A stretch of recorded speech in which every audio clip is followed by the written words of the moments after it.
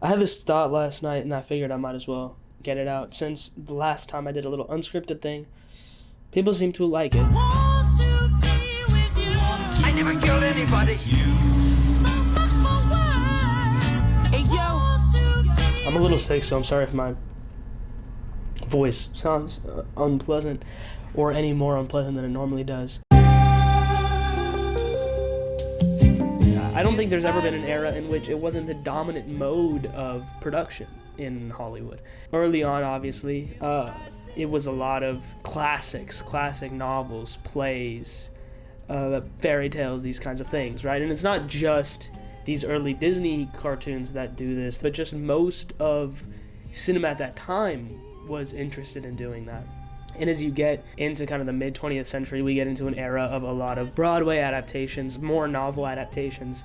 But this time, they're more likely recent novels rather than like kind of classic novels. In the 80s and 90s, I think this continued. A lot of your favorite action movies are probably just novels that weren't that big that got adapted. Obviously, in the past, if you made like a Romeo and Juliet adaptation, people would be like, hold you accountable if it wasn't good enough to be a Romeo and Juliet adaptation. Now, today, the difference is that it matters how closely you adhere to something, even if that thing is not some part of some vast artistic canon, but just some piece of media.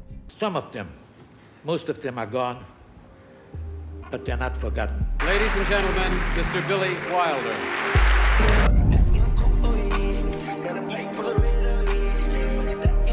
I love Billy Wilder. Most of his films that did well were adaptations of plays. The value of a Billy Wilder classic is not dependent on how well it does the adaptation.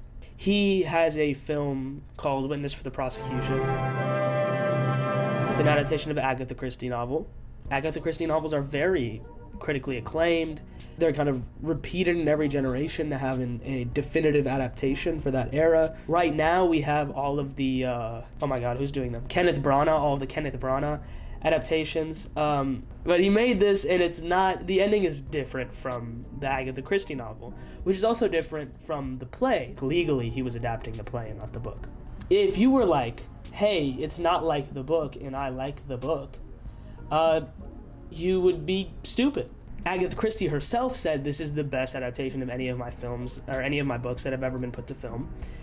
And people liked it, and I love it. I think it's one of his better films. That was all a prelude to saying nowadays, when people make superhero movies, or reboots, or remakes, Star Wars stuff, these big IP films, people seem to care how closely it adapts whatever it's adapting or rebooting. Actually, it's kind of foolish to pretend like it matters, because I'm done running.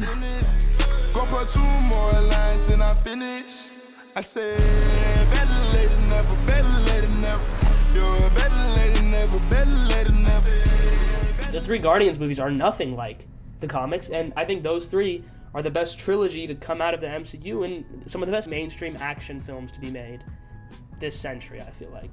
I know you agree with that, because there's really no one that disagrees with that. The way in which source material should weigh into your criticism of a film is by saying, I prefer what they did here, and you should have done that because of XYZ reason. Not, you should have done this because that's what it was to begin with, but you should have done this because in the original, they did this, and that was good, because it made the arcs more interesting, it was more entertaining, it made the theme more clear, it, whatever, like an actual reason. If you're gonna turn around and go to this other movie and be like, damn, this is nothing like the comics, or another Star Wars movie, be like, this is nothing like those novels from the 80s, shut the fuck up. Just enjoy it. Yeah.